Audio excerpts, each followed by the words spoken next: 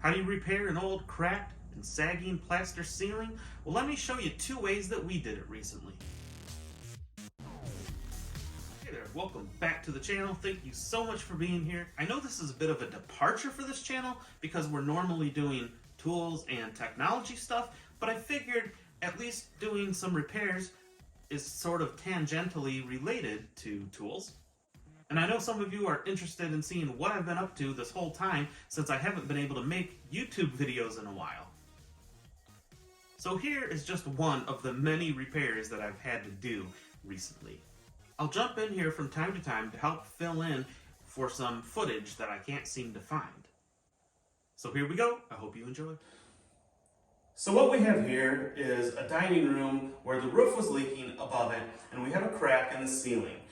It's old plaster, and what can happen after years is the plaster can start to separate from the lathe because they would smush the plaster up and it would go through and kind of hook over top of those lathe boards that they would put up on the ceiling or on the walls. And if over time it gets brittle, gets wet, gets whatever, and this is an old house, that can crack, and so the plaster can start sagging, and there's a few ways you can fix this. Ultimately, what you might want to do is tear out all the plaster, all the insulation out of the attic, everything, and put up brand new drywall. Sometimes people will just put drywall over top of the plaster. But then you have to deal with any crown molding that you have and any light fixtures, or in this case we have a ceiling fan that would have to be brought down in order to keep it in line with the ceiling. So in order to keep the plaster, there's a couple different things you can do. You can drill holes and put some adhesive in there after you vacuum out the holes, and you just have to get something that's meant to be used with plaster, and you squirt it up there, and then you can use either plaster washers or you can use boards to sort of clamp the ceiling up in place until the glue sets. The other thing you can do is use plaster washers. These are plaster washers, and here's one right here. You just use them with regular old drywall screws. The drywall screw head would be too small to really give much support to the plaster, so the washer helps to spread out that load and hold the plaster up. And so you put these in, and they have this concave or convex shape, whichever way you're looking at it. And when you put it in, you smush the washer just a little bit, and that kind of holds the plaster up in place, and you can spackle or plaster over it. In this case, I'm just using 1 5/8 drywall screws because they don't have to be real long, because it just has to go through the plaster and lathe and into the rafter to draw the plaster up. In this case, we're already going to have put the adhesive up there, so it should be in place, and so this is just going to be a little extra support. This is kind of belt and suspenders. We're using 2 methods that you could use one or the other, but I'd rather overdo it than underdo it. So we went up in the attic, we drilled several holes. We drilled these 2, one on each side of this rafter. Then we went down a few feet, we drilled that, so it's on the back side of the rafter, so we know where that is. There's our crack where it's sagging, and we skipped a rafter and we went to there on the back side of that one. And then we went to the back side again, and then all we have to do is use those holes so we know exactly where our structure is above, because we're going to screw into that, and those boards are going to draw that plaster right back up for that adhesive to set. You can see here that the crack wasn't all that long, so we really didn't have to use more than 1 board. Since the crack was running along one of the rafters in the attic, we put the board perpendicular to the crack so we could screw into the rafters on either side of the crack, as well as into the one where the crack was. So the crack's going this way, our board is going this way.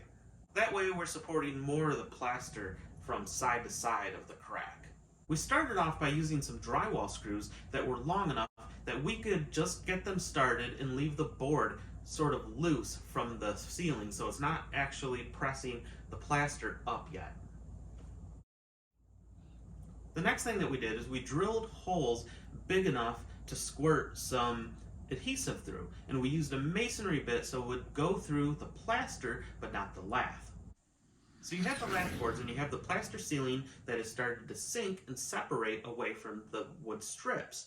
So you have the space in between the two. That is where your adhesive is going to go, but first you want to vacuum out those holes in order to get all the dust out of there to hopefully give that adhesive more gripping power. So we used a shop vac and got as much dust as we could out of each hole.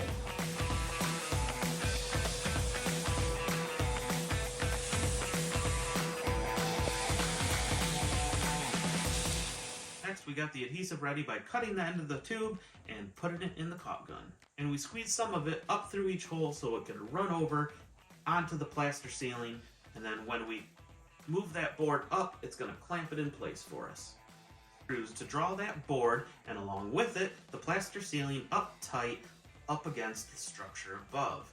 One thing to keep in mind here is not to just screw in one whole screw and then go to the next one and do the whole thing. You want to go a little bit at a time. So you do one here just a little bit, and then the next one just a little bit, and then the next one just a little bit, and you just sort of go back and keep on doing them a little bit at a time so you're drawing the whole board slowly, evenly up.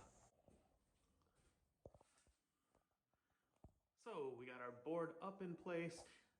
When the plaster went up, it squished some of the adhesive down through the holes. We wiped that off, and now we just wait a couple days for that to set up.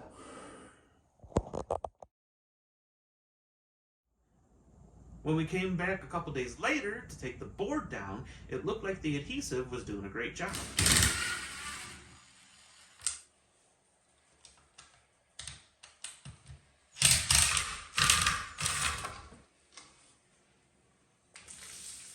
Awesome. Looks like it held good. Next, we used some plaster repair washers to give it some extra support. Alright, so it's a couple days later. We took down our board. The ceiling's looking good, but we're going to give it some extra support with these plaster washers. Note that you can get some plaster repair washers that are meant for just temporary purposes that you can take back out once the adhesive sets. So if you're wanting to leave the plaster repair washers in, just make sure that you get some that are made for that.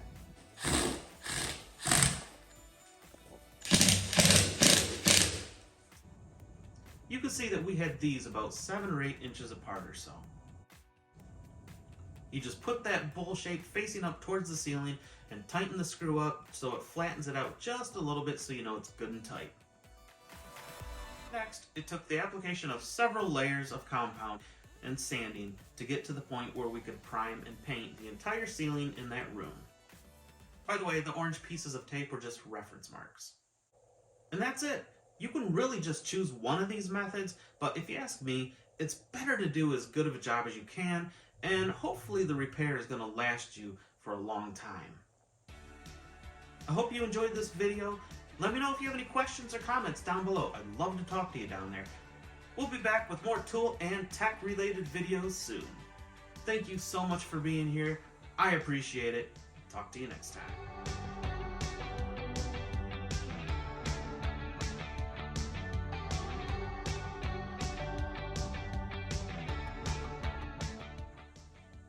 At one point, my buddy got a text that interrupted our recording. There.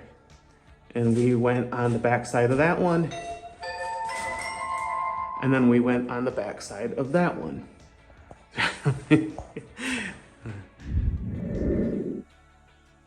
I thought some people might be interested in seeing some of the things that I've been up to this whole time while I haven't had time to make YouTube. So you have the lath boards, and you have the plaster ceiling that has started to sink and separate. Sound like Elmer Fudd. Separate.